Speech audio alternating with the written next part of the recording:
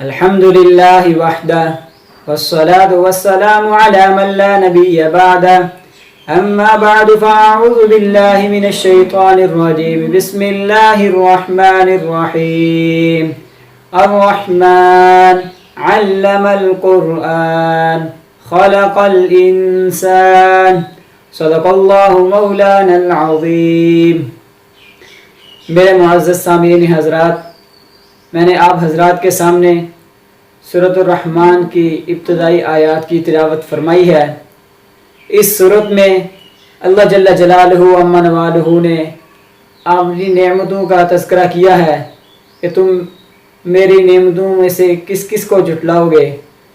تو سورت کا ابتدا اس طرح کرتے ہیں الرحمن، یعنی سب سے زیادہ رحم کرنے والا، پوری انسانیت پر، پوری کائنات پر، پوری دنیا پر، چرند ہو پرند ہو، انسان ہو جن ہو فرشتے ہوں، سب پر رحم کرنے والا.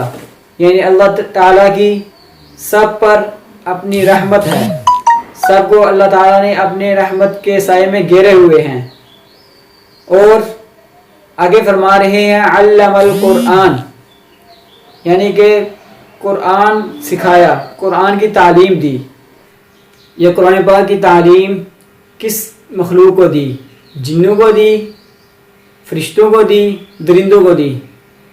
اگلی آیت میں اللہ جل جلالہ عما نوالہ نے بتا دیا کہ میں نے یہ تعلیم انسانوں کو دی، یعنی انسان کو پیدا کیا. خلق الانسان، میں نے انسان کو پیدا کیا اس کو قرآن پاک کی تعلیم دینے کے لیے. تو ابتدا میں حضرت آدم علیہ السلام انسان تھے، تو بعد ان سے کتابیں آنی شروع ہوئیں، انبیاء بھی آتے گئے اور کتابیں بھی آتی گئیں. تو آخری نبی حضرت محمد صلی اللہ علیہ وسلم جس وقت پیدا ہوئے، تو آپ کو جس وقت نبوت ملی تو اللہ جل جلالہ نے ان کو آخری کتاب یعنی قرآن پاک کی تعلیم دی، ان پر قرآن پاک کو نازل کیا. تو اللہ تعالیٰ کی عظمت اور قدر انسانیت کو بھی ہے، لیکن انسانیت سے زیادہ فرشتوں کو زیادہ قدر ہے. جس طرح ہمارے دلوں میں نبی کریم صلی اللہ علیہ وسلم کی عظمت ہے، اس کی مثال میں کچھ یوں ذکر کرتا ہوں. حضرت خالد بن ولید رضی اللہ تعالی عنہ غزوات کے اندر شریک ہوئے. تو ایک غزوے کے اندر حضرت خالد بن ولید رضی اللہ تعالی عنہ جہاد کرنے کے لیے صف میں کھڑے تھے. تو جنگ جس وقت شروع ہوئی تو ان کی ٹوپی نیچے گر گئی. تو وہ تیزی کے ساتھ دشمن کی صفوں میں گھسے اور اپنی ٹوپی مبارک اٹھائی اور اپنے سر پر رکھ لی. تو کسی نے پوچھا کہ اے خالد بن ولید، آپ نے اپنی ٹوپی کیوں اٹھائی؟ کیونکہ اگر جس وقت آپ نیچے جھکے تھے ٹوپی اٹھانے کے لیے، تو اگر دشمن آپ کے اوپر وار کرتا تو آپ کو قتل کر دیتا. تو انہوں نے کہا کہ میں نے ٹوپی نہیں اٹھائی، میں نے آپ علیہ السلام کے بال مبارک اس ٹوپی کے اندر سیے ہوئے ہیں، وہ میں نے اٹھائے ہیں. کیونکہ میرے جنگوں کے اندر جیتنا یہ میرا کمال نہیں ہے، یہ آپ علیہ السلام کے بالوں کی برکت ہے، جس کی وجہ سے میں تمام کی تمام جنگیں جیت رہا ہوں. تو میں نے وہ آپ علیہ السلام کے بال بے ادبی سے بچائے ہیں کہ کسی ناپاک اور منحوس کافر کے پاؤں اس کے اوپر نہ لگ جائیں، اس کی وجہ سے میں نے وہ بال مبارک اٹھائے ہیں. تو آپ علیہ السلام کی عظمت ہمارے دلوں میں ہے، اور فرشتوں کے دلوں میں اللہ جل جلالہ کی عظمت بہت زیادہ ہے. قرآن پاک میں اللہ تعالیٰ نے فرمایا اقیم الصلاۃ لدلوک الشمس الی غسق اللیل وقرآن الفجر ان قرآن الفجر کان مشہودا. یعنی کہ اس میں 5 نمازوں کا ذکر ہے، یعنی کہ ظہر، عصر، مغرب، عشاء. اور آگے فرمایا وقرآن الفجر، یعنی کہ فجر کا قرآن.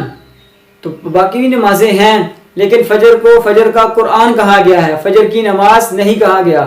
اس کی وجہ یہ ہے کہ باقی نمازیں ہوتی ہیں ان میں ٹائم لگتا ہے 10 منٹ، 7 منٹ، 10 منٹ، اور فجر کی 2 رکعتیں ہیں، اس میں اگر ٹائم دیکھا جائے تو 5 منٹ لگنے چاہیے. لیکن فجر کا قرآن اس لیے کہا گیا کہ اس میں رکعتیں 2 ہی رہیں، لیکن اس میں قرآن پاک کی تعداد کو زیادہ کیا جائے، یعنی کہ پہلی رکعت میں بھی ایک رکوع پڑھا جائے اور دوسری رکعت میں بھی ایک رکوع پڑھا جائے، کیونکہ اگر کوئی ایسے بھی انسان ہوتے ہیں جن کے پاس ٹائم نہ ہو کہ وہ قرآن پاک کی تلاوت نہ کر سکے، یہ ہے کہ بعض حضرات ایسے بھی ہوتے ہیں کہ ان کو قرآن پاک پڑھنے کا ٹائم بھی نہیں ملتا، اس وجہ سے کہ وہ قرآن نماز پڑھنے کے لیے آئیں اور فجر کی نماز میں قرآن پاک سنیں۔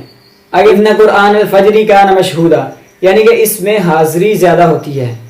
ہم تو دیکھتے ہیں کہ فجر کی نماز میں ایک نمازی ہوتا ہے، امام صاحب کہتے ہیں کہ دوسرا بندہ مل جائے ساتھ اور نماز پڑھیں، تو اللہ تعالیٰ فرما رہے ہیں کہ اس میں حاضری زیادہ ہوتی ہے۔ حاضری کن کی زیادہ ہوتی ہے؟ اس میں اللہ تعالیٰ فرما رہے ہیں کہ فرشتوں کی حاضری ہوتی ہے۔ وہ کس وجہ سے کہ صبح کے وقت جو فرشتے آتے ہیں کہ انہوں نے شام تک ڈیوٹی کرنی ہے، اور وہ دیکھیں کہ پوری سرزمین پر کون ذکر کر رہا ہے، کون تلاوت کر رہا ہے، وہ ان کی ڈیوٹی ہوتی ہے کہ وہ ایسی مجالس تلاش کرتے ہیں، اور جو شام کو آئے ہوتے ہیں وہ بھی صبح کی نماز کے وقت حاضر ہوتے ہیں۔ تو جو صبح کے وقت آنے ہوتے ہیں فرشتے، وہ اللہ تعالیٰ سے دعا کرتے ہیں کہ یا اللہ ہمیں آدھا گھنٹہ پونا گھنٹہ پہلے فجر کی نماز سے پہلے بھیج دے نیچے، کیونکہ ہم بھی فجر کی نماز پڑھ لیں اور فجر کا قرآن سن لیں۔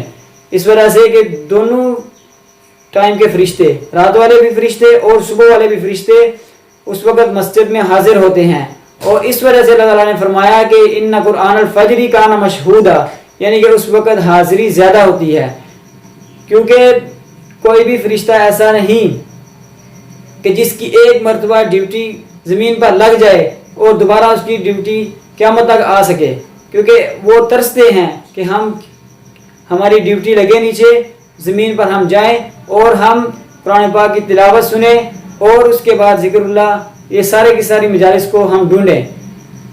تو اللہ تعالیٰ کی اگر عظمت فرشتوں کے دل میں ہے تو وہ کس وجہ سے ہے؟ قرآن پاک کی وجہ سے ہے۔ تو ہمیں آپ علیہ الصلوۃ والسلام کی قدر کرنی چاہیے، اور اگر ہم کسی کو کہہ دیں کہ بھیا کہ داڑھی رکھ لے، وہ کہتے ہیں کہ مولوی صاحب سارا کا سارا دین داڑھی میں آ گیا۔ اگر ہم کسی کو کہیں کہ نماز پڑھ لے، کہ وہ کہتے ہیں کہ سارا کا سارا دین نماز میں آ گیا ہے۔ اگر ہم کسی کو کہیں کہ زکوٰۃ دے دے، حج کر لے، وہ آگے سے یہی جواب دیتے ہیں کہ ہاں سارا کا سارا دین اسی کے اندر آ گیا ہے، کیونکہ ہم سارا کوئی کرتے تو ہیں، نماز نہیں پڑھتے، تو ہم کون سے مسلمان رہ گئے ہیں؟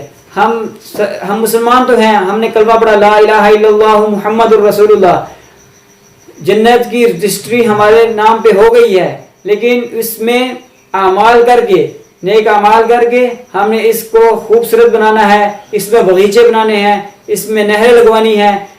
حضرت ابراہیم علیہ السلام کی ملاقات معراج کی شب سرکار دو عالم صلی اللہ علیہ وسلم سے ہوئی، اور حضرت ابراہیم علیہ السلام نے فرمایا کہ یا رسول اللہ اپنی امت کو میرا سلام کہنا، اور ان کو کہنا کہ جنت کی مٹی بڑی زرخیز ہے، جنت کی مٹی بڑی زرخیز ہے، عمدہ میدان ہے، چٹیل میدان ہے، لیکن تم نے اس کو آباد کرنا ہے۔ اس کو ہم کیسے آباد کریں گے؟ ہم سبحان اللہ کہیں، الحمدللہ کہیں، اللہ اکبر کہیں، اس سے جنت میں ہمارے لیے پودے لگتے ہیں، درخت لگتے ہیں، کیونکہ ہم نے ادھر جا کے کاشتکاری نہیں کرنی، ہم نے دنیا میں ہی کر کے جانی ہے، کاشتکاری جتنی کر سکیں۔ کسی کو 70 سال زندگی ملی ہے، کسی کو 80 سال ملی ہے، کسی کو 50 سال ملی ہے، ہم اس کو ضائع نہ کریں۔ خوش نصیب ہے وہ شخص، خوش نصیب ہے وہ شخص جس کو لمبی عمر ملے اور نیکی کی توفیق ہو، کیونکہ لمبی عمر ہوگی تو اس کے بعد نیکی کی توفیق ہوگی تو اس کے درجات اسی طرح ہی بلند ہوں گے۔ تو ایک صحابی آپ علیہ الصلوۃ والسلام کے سامنے اپنا خواب یہ نقل کرتے ہیں کہ 3 صحابی ایک ساتھ مسلمان ہوئے، اور تینوں میں سے ایک جہاد میں شہید ہو گئے، اور دوسرے 1 سال بعد فوت ہوئے، اور تیسرے سال جا کے فوت ہوئے۔ تو صحابی نے دیکھا کہ شہید جنت میں پیچھے پیچھے ہیں، اور جو آخر میں فوت ہوئے ہیں وہ جنت میں سب سے آگے نکل گئے ہیں۔ انہوں نے تعجب کیا کہ یا رسول اللہ صلی اللہ علیہ وسلم، جو صحابی شہید ہوئے تھے وہ پیچھے رہ گئے ہیں جنت میں، اور جو فوت ہوئے ہیں وہ آگے چلے گئے ہیں۔ تو سرکار دو عالم صلی اللہ علیہ وسلم نے فرمایا کہ تم نے اس کی 2 سال کی نیکیاں نہیں دیکھی، وہ نیکیوں میں اور روزوں میں اتنے بڑھ گئے تھے کہ جتنے شہید نے نہیں کیے تھے، کیونکہ وہ 2 سال زندہ رہے ہیں تو انہوں نے نیکیاں بھی کی ہیں، روزے بھی رکھے ہیں، اور اسی طرح نیک اعمال میں دوسرے جو پہلے فوت ہوئے ہیں اور شہید ہوئے ہیں ان سے زیادہ بڑھ گئے ہیں۔ تو سرکار دو عالم صلی اللہ علیہ وسلم کی ایک ایک سنت کو محبوب جان کر ان پر عمل پیرا ہونا چاہیے، کیونکہ آپ علیہ الصلوۃ والسلام ہی ہمارے لیے آئیڈیل اور نمونہ ہیں، کیونکہ آپ علیہ الصلوۃ والسلام اور اصحاب کی جماعت ہمارے لیے روزہ روشن کی طرح ہمارے سامنے ایک کھلی کتاب ہے۔ اگر ہم ان کی اتباع کریں گے، ان کے بتائے ہوئے طریقوں پر عمل کریں گے تو ہماری زندگی بھی سنور جائے گی اور ہماری آخرت بھی سنورے گی۔ اور اگر ہم غیروں کے طریقے پر چلیں گے کہ آج کون سا میں سٹائل بناؤں، آج میں کون سا سٹائل بناؤں، تو یہ کافروں کا طریقہ ہے، اس سے ہماری کوئی بھی نہ آخرت بنے گی نہ دنیا بنے گی۔ تو اللہ تعالیٰ سے دعا ہے کہ اللہ تعالیٰ ہمیں قرآن پاک کی عظمت کو سمجھنے کی توفیق عطا فرمائے اور سنت نبی صلی اللہ علیہ وسلم کی اہمیت کو سمجھنے کی توفیق عطا فرمائے۔